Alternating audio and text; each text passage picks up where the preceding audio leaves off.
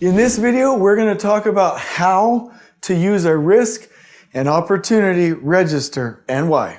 So how do you take charge or control of your biggest risks on your construction project? And how do you increase your profit and reduce the chance of those risks? That's what we're going to talk about right now.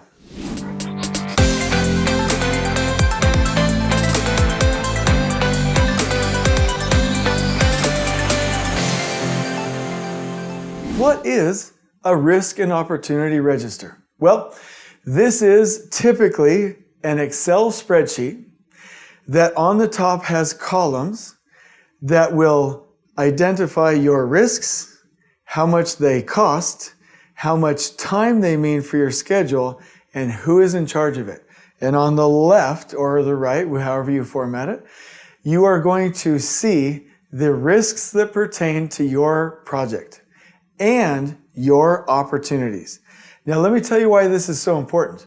Most of the time, project teams will fix on their gross profit target, and they will also identify a contingency amount, and they'll have that fixed in their mind. And now I want to remind you of a law called Goodhart's Law, which says that when a measurement becomes a target, it ceases to be useful. Here's what I mean.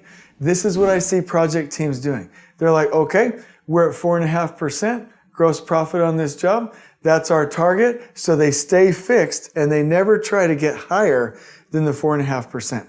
And so then what happens is they realize some risks and some decreases in profit. And so then they'll hit 4%, 3.5%, 3%, because they fixed on this target instead of just trying to improve it as much as they can.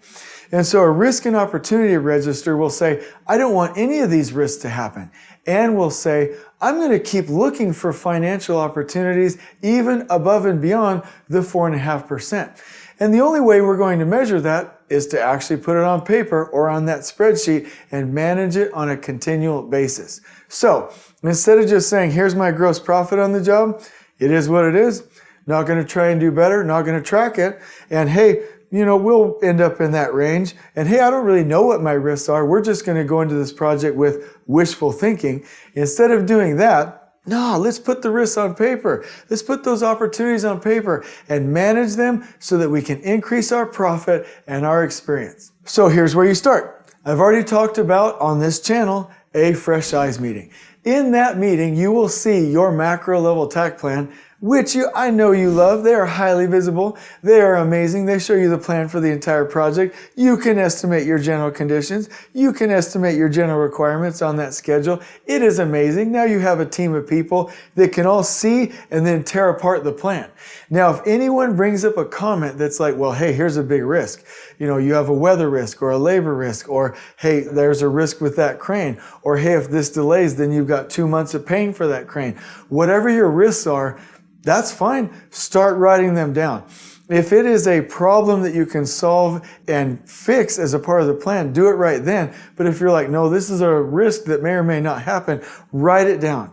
And that goes on, yep, you guessed it, your risk and opportunity register. Now, as soon as it gets brought up, you're going to ask, how many days could that affect? And how many dollars could that affect? Meaning, how many days could that take away from our schedule? And how many dollars could that cost us? So it's the risk, it's the dollars, and it's the days all written down in that line item as a part of your risk and opportunity register. That's great, because now that we know the problem, now we can do something about it. So let me ask you this question as a form of analogy, and I don't take this lightly. This is a serious deal. But if you had the beginning stages of a curable form of cancer, would you want to know or no? Of course you would want to know before it's too late, right? Before it's terminal.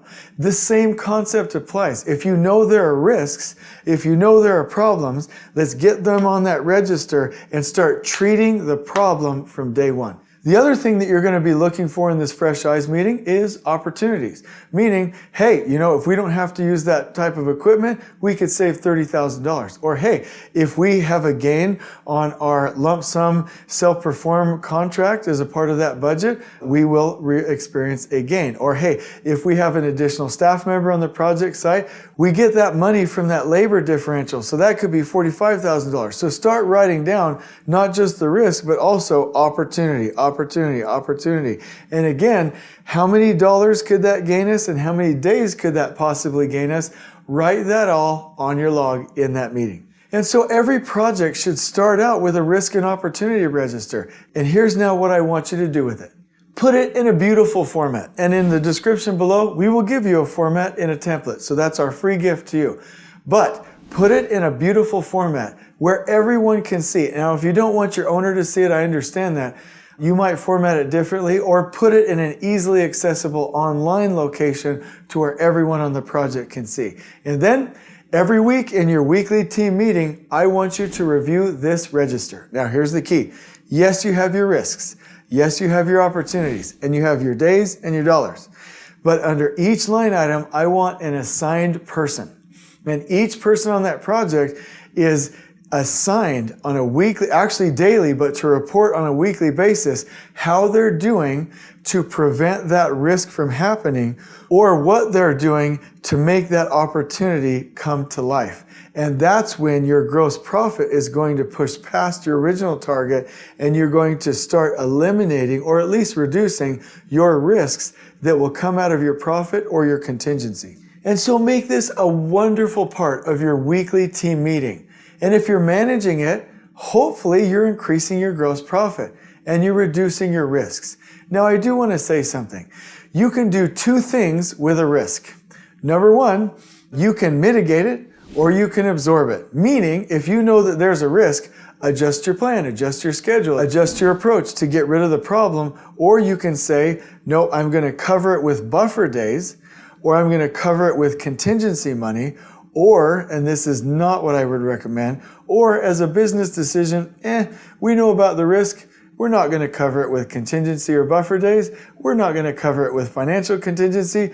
We are going to wishfully think and hope that it goes away. And if we do have to realize it, it comes out of company profit or it comes out of the project timeline. That is not ideal, right? So if you see a risk and it could happen, I want for you that you have those days covered in your buffer and that you have those dollars covered in your contingency. If you can't just know, that could be a big problem for you and your team. Or like I said, just get rid of the risk altogether through proper planning or a change in means and methods. And so I want you to say something with me if you're willing. If you're driving, don't do it. Well, why are you watching this YouTube video if you're driving? That doesn't make any sense. But I'm just teasing with you. But numbers love me and I love numbers. Say it again. I love numbers and numbers love me. If you know your risks and you know your days and you know your dollars, and if you know your opportunities and you know your days and you know your dollars, then you can manage them. And if you can manage them, then you can do something about it, right? You can make sure that the risks don't happen and you can try your best to make the opportunities actually take place. So you will increase your gross profit. This is what I want for you. In the description below, we're going to link you to a template that I hope you start using tomorrow because it's absolutely fantastic when the team starts to see their problems, see their opportunities, see their days and their dollars, and actually start to do something about it so they can have a better outcome in the end. I hope you've enjoyed this. On we go.